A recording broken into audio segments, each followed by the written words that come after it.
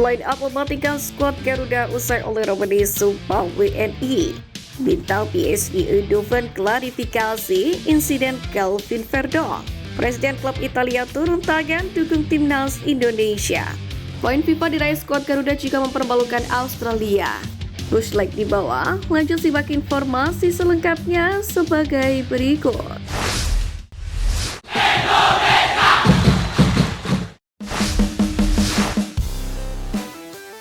Presiden klub Italia turun tangan dukung timnas Indonesia.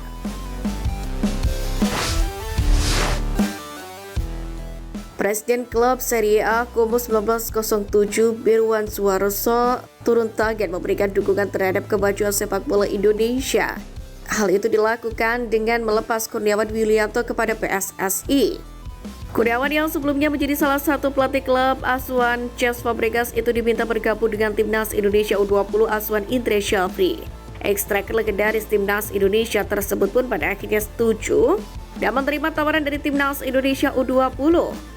Kurniawan dan Indra Syafri diketahui memang pernah bekerja sama seperti ketika SEA Games beberapa waktu yang lalu. Meski demikian, Kurniawan butuh izin Como 1907 sebelum akhirnya pulang ke tanah air. Menariknya kini kembalinya Kurniawan tak hanya sebagai asisten pelatih timnas Indonesia U20. Pemain berjuluk si kurus itu bahkan mendapatkan kesempatan untuk menjalani seleksi sebagai asisten pelatih Patrick Kluivert. Diakui Kurniawan, petinggi Como mendukung penuh keputusannya. Untuk diketahui, petinggi-petinggi Como sebagian besar adalah orang Indonesia dari grup Jarum. Manajemen Como disebut Kurniawan sangat mendukung keputusannya yang tak lain adalah membantu perkembangan sepak bola Indonesia.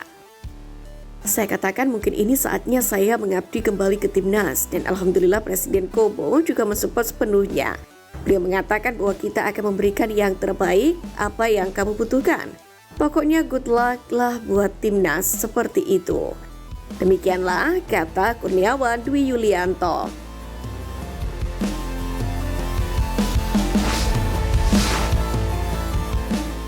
Bintang PSV Eindhoven klarifikasi insiden Calvin Verdong.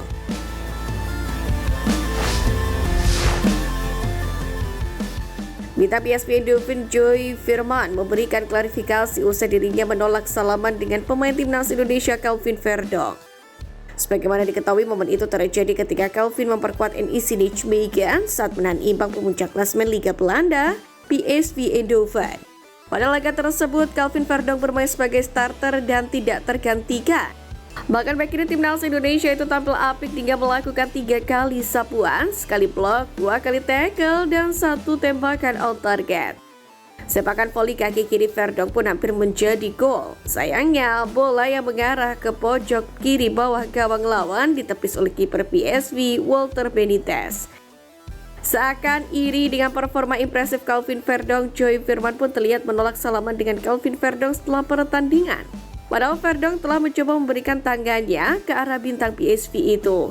Usai viral, Firman pun membuat klarifikasi dan menyatakan dirinya menyesal telah melakukan tindakan kurang positif kepada Verdong. Ia bahkan mengaku sudah mengirim pesan kepada Verdong untuk meminta maaf. Anda tahu sekarang saya tidak bermain tampil buruk saat berada di lapangan. Saya telah mengirim pesan kepada Calvin atas kejadian itu karena saya sangat baik dengan Calvin. Saya juga pernah duduk bersamanya beberapa kali saat liburan. Ujar Firman dikutip dari ESPN Netherlands. Sementara Calvin Verdong sendiri diketahui belum memberikan tanggapan soal klarifikasi dari sang rival. Sebelumnya ia bahkan mengaku puas lantaran telah membuat PSV Eindhoven kesulitan.